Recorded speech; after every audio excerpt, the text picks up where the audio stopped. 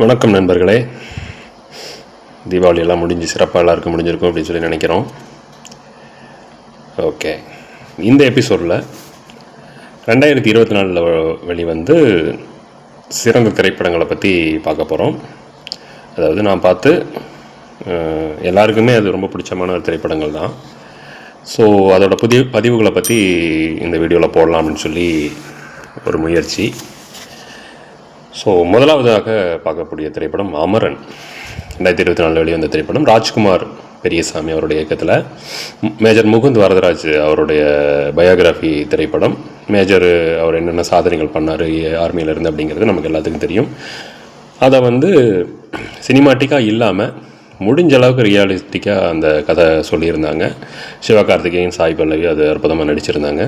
ரொம்ப சூப்பரான ஒரு திரைப்படம். இன்னும் யாரும் பார்க்காம இருந்தீங்கன்னா அந்த படத்தை கூட நீங்கள் பார்க்கலாம். அடுத்ததாக நித்திலன் சாமிநாதன் அவருடைய இயக்கத்தில் வெளிவந்த மகாராஜா திரைப்படம். ஒரு நல்ல கருத்தை ரொம்ப டைலாக் டெலிவரி இல்லாமல் சீன் பை சீனாக சொன்ன ஒரு வித்தியாசமான ஒரு திரைப்படம். ஒரு மர்டர் மிஸ்ட்ரி இன்வெஸ்டிகேஷன் திரைப்படம் தான் மகாராஜா.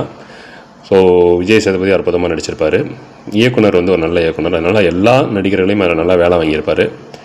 ஸோ இப்போது போட்டாலும் ஒரு பார்த்து ரசிக்கக்கூடிய ஒரு திரைப்படமாக இருக்குது மகாராஜா. ஸோ நீங்களும் அந்த படத்தை யாராவது பார்க்கலைன்னா பார்த்து என்ஜாய் பண்ணுங்கள். அடுத்ததாக தனுஷ் அவர்களுடைய எழுதிய இயக்குன ராயன் திரைப்படம். ஸோ இது எல்லாத்துக்கும் தெரிஞ்ச கதை தானாலும் அது எடுத்த விதம் ஒரு வித்தியாசமான ஒரு அணுகுமுறை.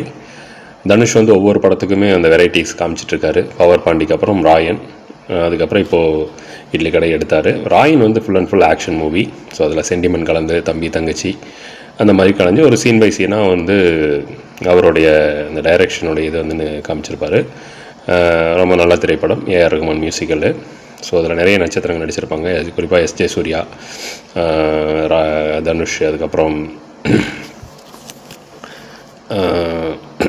நம்ம ஜெயராம் அவங்களோட பையன் காளிதாஸ் ஜெயராம், இவங்க எல்லாமே இணைந்து நடிச்சிருப்பாங்க. ஸோ துஷாரா விஜயன் இருப்பாங்க. நீங்கள் இந்த படம் பார்க்கலன்னா பாருங்கள். வெங்கட் பிரபு இயக்கத்தில் விஜய் அவருடைய கூட்டணியில் வெளிவந்த கோட் திரைப்படம். ஸோ இதுவும் ஃபுல் அண்ட் ஃபுல் ஆக்ஷன் தான். ஒரு ஏஜெண்டாக இருக்கக்கூடியவங்க, அந்த டீமாக இருக்கிறவங்க, அப்போது அப்பாவுக்கு எகென்ஸ்டாக பையன் திரும்புகிறாரு. ஸோ அதுக்கப்புறம் என்னாச்சு அப்படிங்கிறது ஒரு வித்தியாசமான அணுகுமுறையில் ஒரு படத்துக்கு படம் வித்தியாசம் காமிச்சிட்டு இருக்கிற வெங்கட் பிரபு இந்த படத்தை விஜய் வச்சு கையாண்டார். ஸோ அந்த படம் முடிஞ்சளவு நல்ல ஒரு கலெக்ஷனை கொடுத்த திரைப்படம் தான். கதை ஒரு எல்லாத்துக்கும் தெரிஞ்ச கதை, ஒரு ஆவரேஜ் ஜோனர்னாலுமே அதை எடுத்த விதம் வியக்க வைத்தது. அதனால் கோட் திரைப்படமும் நம்ம பார்க்கக்கூடிய விதத்தில் சஜஸ்ட் பண்ணலாம். அடுத்ததாக பிரபுராம் அவருடைய இயக்கத்தில் வெளிவந்த லவ்வர் திரைப்படம். ஸோ இந்த லவ்வர் திரைப்படத்தில் நம்ம மணிகண்டன் அவர்கள் நடிச்சிருப்பாங்க. அவர் ஆக்சுவலாக ரொம்ப நல்ல நடிகர். இதுவும் ஒரு வித்தியாசமான அணுகுமுறை, கேஷுவலான ஒரு நடிப்பு வெளிப்படுத்தியிருப்பார்.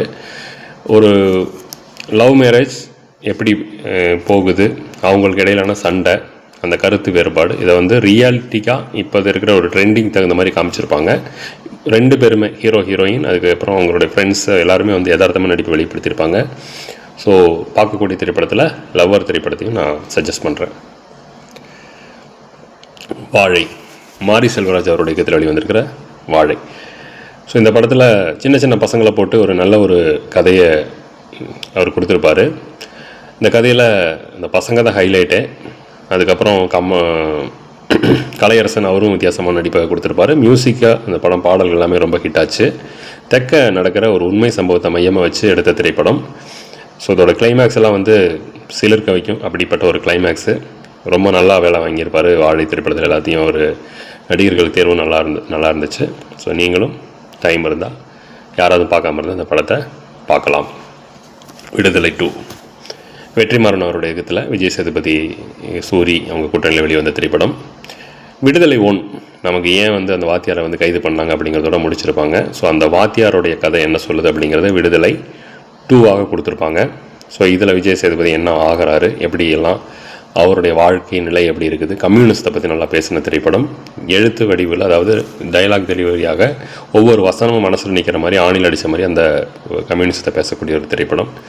அதனுடைய சீன், அவங்க எடுத்த விதம், அந்த காடுகள், மலைகள் இதெல்லாமே நல்லா வந்திருக்கும். கேமரா ஆங்கிள் சூப்பராக பண்ணியிருப்பாங்க. ஸோ வெற்றிமாறன் பொறுத்தவரை நம்ம சொல்ல வேண்டியதில்லை, நிறைய ஆக்ஷன் படத்தை எடுக்கக்கூடியவர். ரியலாக கொண்டு போய் கதையை நிறுத்தக்கூடியவர். அப்படிப்பட்ட ஒரு ஜோனலுக்கு வந்த விடுதலை 2 திரைப்படமும் சஜஸ்ட் பண்ணலாம். வேட்டையன், டிஜே ஞானவேல் அவருடைய இயக்கத்தில் வெளிவந்த திரைப்படம். டிஜே ஞானவேல் வந்து ஜெய்பீம் படம் மூலமாக ஃபேமஸ் ஆனார். ஒரு உண்மை சம்பவத்தை வித்தியாசமான ஒரு அணுகுமுறையில் கொடுத்தாரு ஜெய்பீமில். ஸோ அவரும் ரஜினிகாந்தும் இணையறாங்கும் போது ஒரு வியப்பாக இருந்துச்சு, எப்படி இவங்க எடுக்க போகிறாங்க, என்ன மாதிரி கதை அப்படின்னு சொல்லிட்டு. ஸோ அவங்க பார்த்திங்கன்னா சலிப்பு தட்டாமல் எடுத்திருந்தாங்க. படம் வந்து இதெல்லாம் தெரிஞ்ச கதைனாலுமே ஒவ்வொரு கேரக்டருடைய ஆர்க்கும் நல்லா இருந்துச்சு. ஸோ அந்த ஒரு மர்டர் நடக்கும், அந்த மர்டரை சுற்றி என்னென்ன அப்படிங்கிறத காமிச்சிருப்பாங்க. ஒரு பேன் இந்தியா மூவி தான், நிறைய ஆர்டிஸ்ட் இருப்பாங்க. அமிதாப் பச்சன், ஃபகத் ஃபாசில், துஷாரா விஜயன், இவங்கெல்லாம் எல்லாருமே நடிச்சிருப்பாங்க. ஸோ அது ஒரு விறுவிறுப்பாக போனனால அந்த படத்தை சஜஸ்ட் பண்ணலாம். வேட்டையன் திரைப்படம் யாராவது பார்க்காம இருந்தால் பாருங்கள். ஒரு சூப்பரான ஃபேமிலி ட்ராமா வெளிவாங்க திரைப்படம் தான் மெய்யழகன். சி பிரேம்குமார் அவருடைய இயக்கத்தில் மெய்யழகன் திரைப்படம்.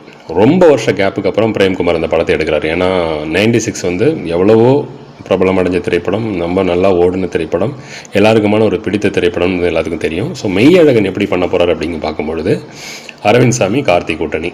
ஸோ ரொம்ப நல்லாவே நடிச்சிருப்பாங்க. ஒரு ஸ்லோ ஃபேமிலி சென்டிமெண்ட் ட்ராமாவாக போகக்கூடிய இந்த திரைப்படத்தில் வந்து ரொம்ப அழகான அந்த மியூசிக் மூலமாக ரொம்ப நேர்த்தியான கதை சொல்லியிருப்பாங்க. எல்லாருக்குமே ஒரு ஃபீல் குட் மூவியாக இந்த படம் வந்து சொல்லலாம்னு நினைக்கிறேன். ஏன்னா வந்து ஒரு வீட்டுக்கு கல்யாணத்துக்காக போய் அவங்க அந்த விருந்தில் கலந்துக்கிட்டு நைட் ஒரு நாள் கார்த்தி வீட்டில் தங்குறாரு. ஸோ இவர் யாருன்னே தெரியாமல் அந்த சொந்தக்காரங்கிட்ட அவர் பழகுறாரு. அதுக்கப்புறம் இப்போ கிளைமேக்ஸில் இவர் யார் அப்படிங்க தெரிஞ்சுக்கிற அந்த ஆர்வம் வந்து நம்மளையும் சேர்த்து இழுக்கும். அந்த அளவுக்கு வந்து கதை சொல்கிற விதமாகட்டும், மியூசிக் ஜோன் ஆகட்டும், எல்லாமே நல்லாவே கொடுத்துருப்பாங்க. ஸோ இந்த திரைப்படமும் ஒரு நல்ல ஃபேமிலி என்டர்டெயின்மெண்ட் திரைப்படம் தான். நீங்களும் வாய்ப்பு இருந்ததுன்னா, யாராவது பார்க்காம இருந்தால் இன்னும் இந்த படத்தை பாருங்கள். ஃப்ரெண்ட்ஸுக்கும் சஜஸ்ட் பண்ணலாம். ஸோ இது போக நிறைய படம் இருக்குது. ஜே பேபி, 2ஆம் உலகப் போர், இந்த மாதிரி நிறைய படங்கள் இருக்குது. பட் எல்லாமே சொன்னோம்னா போர் அடிச்சிடும், நிறைய நம்மளால் சொல்ல முடியாது. அதனால் வந்து இன்னொரு செக்மெண்ட்டில் நம்ம அதை பற்றி பேசுவோம். ஸோ இதெல்லாம் உங்களுக்கும் பிடிச்சமான திரைப்படம் இருக்கும்னு நினைக்கிறேன். நீங்கள் ஏதாவது படங்கள் இருந்தாலும் சஜஸ்ட் பண்ணுங்கள். யாராவது ஃபிலிம் மேக்கர்ஸ் அந்த மாதிரி யாராவது பார்க்குறவங்களா இருந்தால் அவங்களுக்கும் அது யூஸ் ஆகும். கண்டிப்பாக இந்த எபிசோடு உங்களுக்கு பிடிச்சிருக்குன்னு நினைக்கிறேன். மறக்காமல் எங்களுடைய நிகழ்ச்சியை ஷேர் பண்ணுங்கள், சப்ஸ்கிரைப் பண்ணுங்கள், கமெண்ட்ஸ் பண்ணுங்கள், பெல் பட்டனையும் மறக்காமல் கிளிக் பண்ணுங்கள். மீண்டும் மற்றும் ஒரு தலைப்புடன் உங்களை சந்திக்கிறேன். நன்றி, வணக்கம்.